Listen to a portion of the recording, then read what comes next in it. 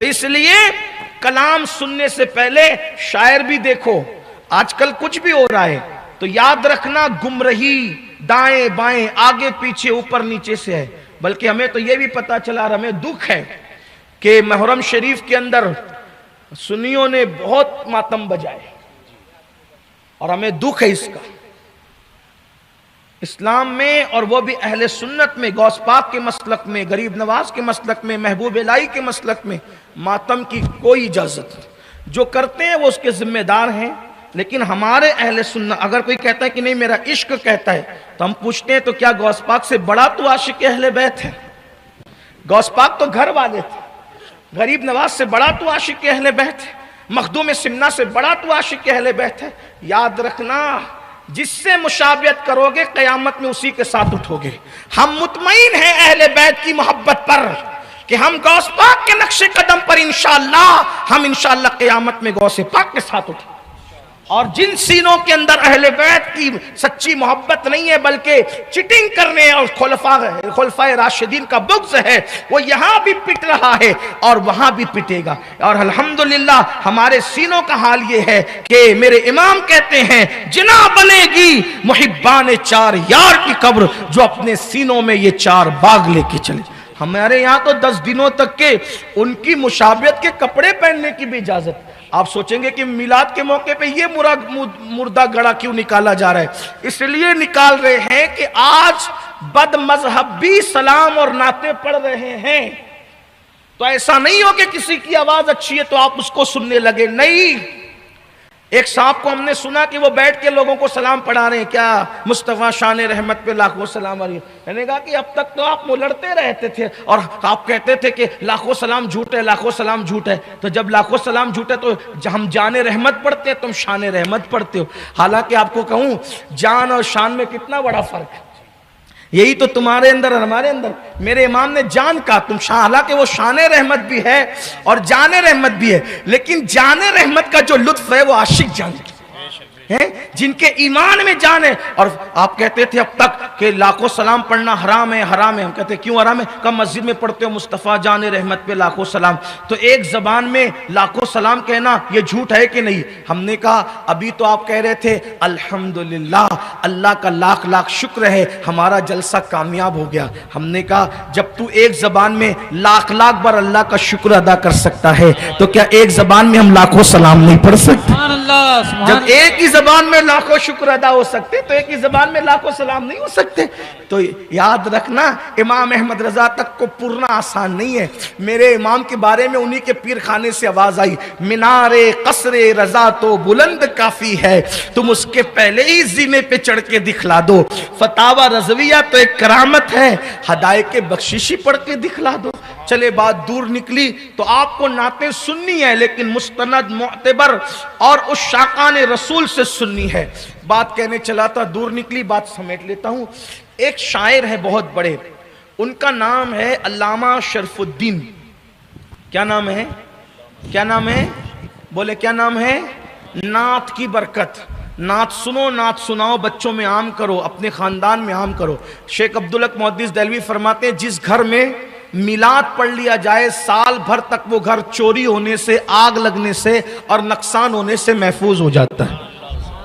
ہاں اور شیخ صاحب بھی لکھتے ہیں اخبار الاخیار میں کہ میں جب میلاد کی محفل منعقد کرتا ہوں تو کھڑے ہو کر حضور پہ سلام پڑھتا ہوں اور مجھے یہ خوف لگتا ہے کہ میرا عمل سارے اعمال برباد ہو سکتے ہیں لیکن امید ہے کہ میلاد النبی کے وقت جو میں کھڑے ہو کے سلام پڑھتا ہوں میرا یہ عمل اللہ برباد نہیں کرے گا اور اس کے بعد میں جو دعا کرتا ہوں اللہ میری دعا ضرور قبول فرمائے گا. تو علامہ شریف الدین بوصیری بڑے شاعر تھے اور شاعر جو تھے تو آپ بادشاہ کی شان میں قصیدہ لکھتے تھے کلام لکھتے تھے شاعری کرتے تھے. ایک مرتبہ ایک مجذوب تھے. مجذوب یہ بہت بڑے عالم تھے شاعر تھے.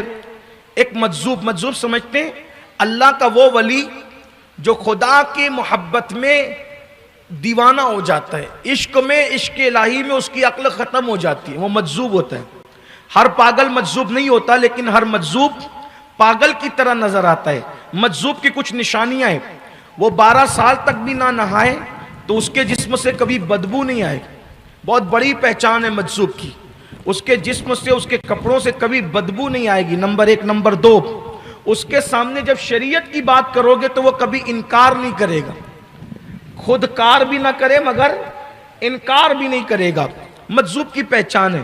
تیسری پہچان بزرگوں نے بتائی، اس کی پشت پہ کھڑے ہو کر اگر درود پڑھو تو وہ پلٹ پلٹ کر دیکھے گا، اگرچہ اس کی عقل نہیں ہے بظاہر، لیکن اس کے دل کا کنیکشن جس یار سے جڑا ہوا ہے، تو جب وہاں درود پہنچے گا تو اس کو لگے گا نا کہ کوئی پیچھے سے کچھ بھیج رہا ہے۔ ہاں، تو یہ بات ہے۔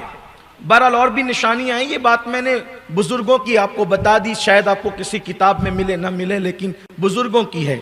تو عرض یہ کر رہا تھا کہ مجذوب شرف الدین کو ملے، اور شرف الدین کو ملے تو ملنے کے بعد انہوں نے شرف الدین کا ہاتھ پکڑا، اے علامہ، اتنا بڑا تو عالم ہے، علامہ ہے، شاعر ہے، ادیب ہے، خطیب ہے، نقیب ہے، اور یہ ہے اور یہ ہے اور یہ ہے، یہ بتا جس نبی کا کلمہ پڑھتا ہے کیا اس نبی کا تجھے دیدار ہوا کبھی؟ حضور کی زیارت ہوئی؟ آپ سے بھی لوگ پوچھتے ہوں گے، ہم لوگوں سے بھی پوچھتے ہیں۔ تو جب کہا نا کہ کیا حضور کی زیارت تو نے کی کبھی، رسول اللہ کا دیدار ہوا تجھے کبھی، تو ان کے پیروں کے نیچے سے زمین کھسک گئی، اور ان کو احساس ہوا کہ میں عالم، خطیب، ادیب، یہ اللہ فلاں فلاں بہت کچھ ہوں، لیکن آج تک اس نبی کی زیارت نہیں کر سکا جس کا میں کلمہ پڑھتا ہوں۔ دنیا میں اتنا ڈوبا ہوں، دنیا کی محبت میں اتنا ڈوبا ہوں کہ میں ان کی زیارت نہیں کر سکا۔ تو آنکھ میں آنسو آ گئے۔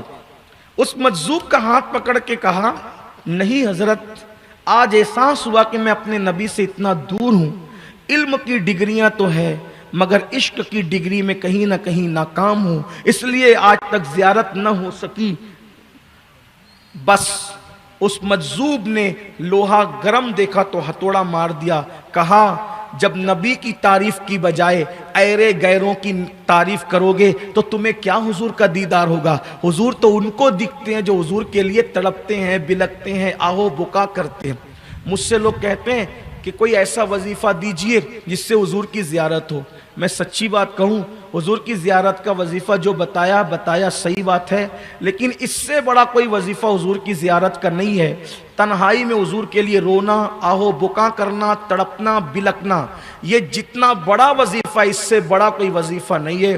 جو حضور کے لیے تنہائیوں میں روتے ہیں، بلکتے ہیں، آہو بکا کرتے ہیں، آہو فغاں کرتے ہیں، ان کے لیے جلوہ جلدی بے نقاب ہوتا ہے، ان کے لیے جلدی حجاب اٹھتے ہیں، اور جو ایک بار دیکھ لے پھر وہ کبھی اس منظر کو فراموش نہیں کر سکتا۔ شربت دید نے اور آگ لگا دی دل میں، شربت دید نے اور آگ لگا دی دل میں، تپش دل تو بڑھایا ہے بجھانے نہ دیا، اب کہاں جائے گا نقشہ تیرا میرے دل سے، تہ میں رکھا ہے اسے دل نے بھلانے نہ دیا۔ اور یا رسول اللہ تمہیں نہ دیکھا تو کس کام کی ہے یہ آنکھیں کہ دیکھنے کی ہے ساری بہار آنکھوں میں۔ تو کہا کہ اس کی تعریف کرو گے شرف الدین تو کیسے نظر آئیں گے آقا، ان کی تعریف کرو، ان کی مدد کرو، ان کی شان بیان کرو۔ تو پھر شرف الدین نے فیصلہ کر لیا، ہر دکھ سہوں گا، ہر تکلیف سہوں گا، ہر مصیبت برداشت کروں گا، لیکن اب میرا قلم وقف ہوگا یار کے لیے، محبوب کردگار کے لیے۔ اور پھر خط لکھا، بادشاہ سے کہا آج سے آپ کی نوکری سے استعفیٰ، شرف الدین آپ کے کام کا نہ رہا، اب نہ بلانا، اب قصیدہ خوانی نہ کرانا، اب کلام لکھنے کی فرمائش نہ کرنا، ہمیں معاف کرنا۔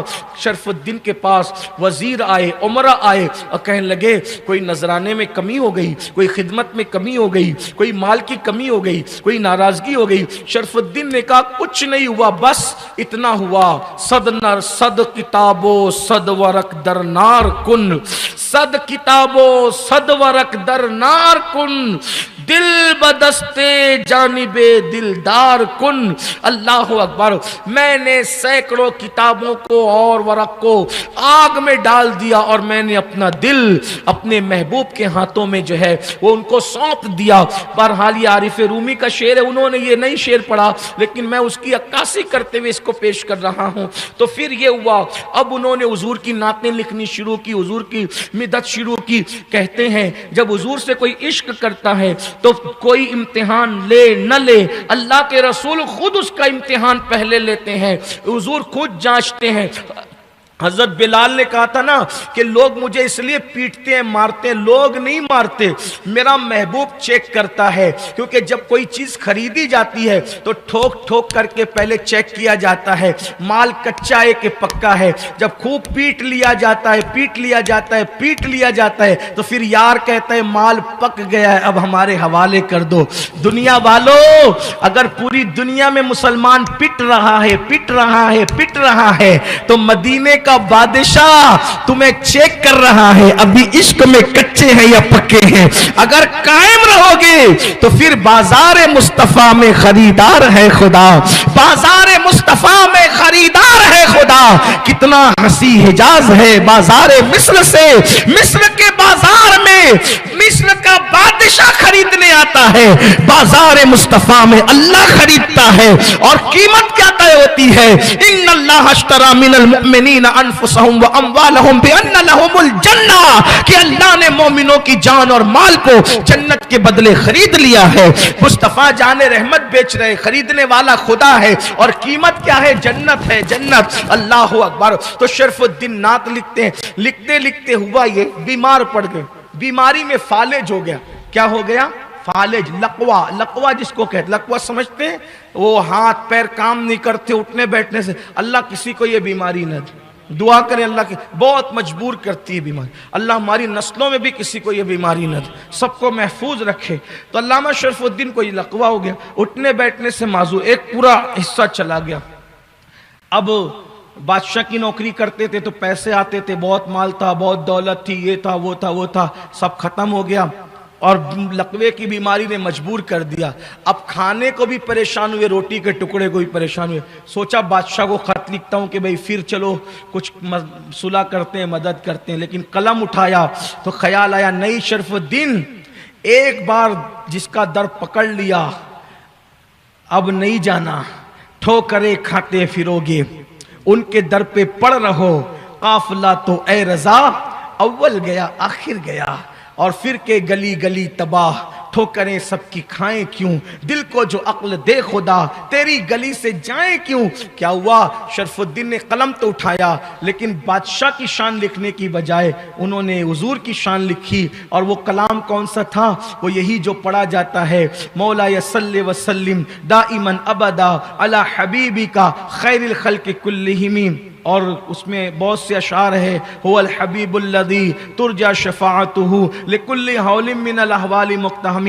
یہ قصیدہ اتنا مقبول ہوا ہے، میری جان قربان قصیدے پر، کہ رسول اللہ کے مزار کے حجرے پہ جو تالا لگا ہوا ہے اس تالے پر بھی یہ شعر لکھا ہوا ہے، قصیدہ بردہ کا۔ کتنا مقبول ہے یہ قصیدہ کہ محفلوں میں تو ہے ہی ہے، جانے محفل کے دروازے کے تالے پر بھی یہ شعر ہے۔ کیا ہے؟ هو الحبیب الذی ترجى شفاعته لكل حول من الاحوال مقتحم۔ کیا مطلب ہوا؟ کیا مطلب؟ هو الحبیب الذی، وہ اللہ کے حبیب ہے، اور قیامت کے دن ان سے شفاعت کی امید کی جاتی ہے۔ تو جو قیامت کے دن شفاعت کریں گے تو کون سی ایسی مصیبت ہے وہ جس مصیبت سے ہمیں بچا نہیں سکتے؟ ہر مصیبت میں انہی کی طرف توجہ کی جاتی ہے۔ یا اکرم الخلق مالی من الوذ به سواک عند حلول الحادث الامامی، اے پوری مخلوق میں سب سے افضل اور بہترین ہستی، آپ کے سوا کون ہے ہمارا جو مشکل اور بلا اور پریشانیوں میں ہماری اس طرح سے بہت سے اشعار لکھے، اور لکھے اور روتے رہے، پڑھتے رہے۔ دیکھو رونا سب سے بڑا وظیفہ ہے دیدار رسول، عشق رسول میں رونے سے بڑا وظیفہ دیدار کا کوئی نہیں۔ رو رہے رو رہے رو رہے پڑھ رہے رو رہے پڑھ رہے رو رہے، بالآخر ایسی آنکھ لگی تو قسمت بیدار ہو گئی۔ کیا دیکھا؟ حضور جلوگر ہے، آقا تشریف فرمائے، محفل سجی ہے، اور حضور فرماتے ہیں شرف الدین اٹھو، اور جو قصیدہ لکھا نا وہ مجھے پڑھ کے سناؤ۔ تو علامہ شرف الدین نے پڑھ کے سنایا۔ وہ کہتے ہیں جب میں قصیدہ پڑھ رہا تھا تو حضور ایسے جھومتے تھے جیسے پھل دار ٹہنی ہواؤں کے جھونکوں سے جھولتی ہے، یوں، سبحان اللہ۔ اور جب میں قصیدہ پورا کر چکا تو حضور اپنے مقام سے اٹھے، اور اٹھنے کے بعد اپنی چادر برد یمانی برد کس کو کہتے ہیں؟ برد یمانی، یمنی چادر، برد یمانی یمنی چادر ان کو اڑھائی اور اڑھا کر ان کے بدن پہ ہاتھ پھیرا تو خواب میں شرف الدین نے کیا دیکھا کہ جیسے حضور نے ہاتھ پھیرا وہ تندرست ہو گئے، لقوہ ختم ہو گیا، فالش دور ہو گیا اور چادر بھی دی۔ اللہ اکبر! اسی خوشی میں آنکھ کھلی تو پورا گھر خوشبو سے معطر تھا، پورے گھر میں خوشبو ہی خوشبو تھی، اور جب خواب یاد آیا تو وہ کیف تھا، وہ سرور تھا۔ اللہ اکبر!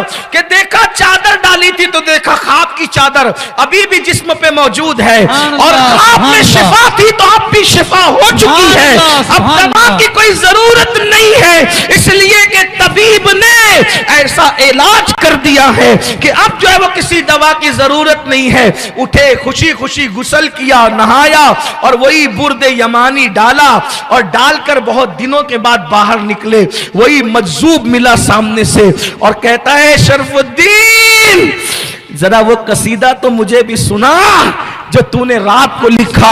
تو شرف الدین کہتے ہیں بابا وہ قصیدہ جو لکھا ہے میں نے، میرے سوا کسی کو نہیں پتا، تجھے کیسے پتا چلا؟ تو کہتے ہیں رات رسول اللہ کے دربار میں سنا رہا تھا نا تو اس محفل کے اندر میں بھی موجود تھا، یہ چادر حضور نے تجھے تحفے میں دی ہے نا، اس دن سے اس قصیدے کا نام قصیدہ بردہ پڑ گیا۔ لوگ اس کو کچھ بھی کہیں، عشق والے اس کو مانتے ہیں۔ تو نعت کی برکت نہیں ہے، نعت کی محفل سجاؤ، اپنے گھر میں نعت بجاؤ۔ تو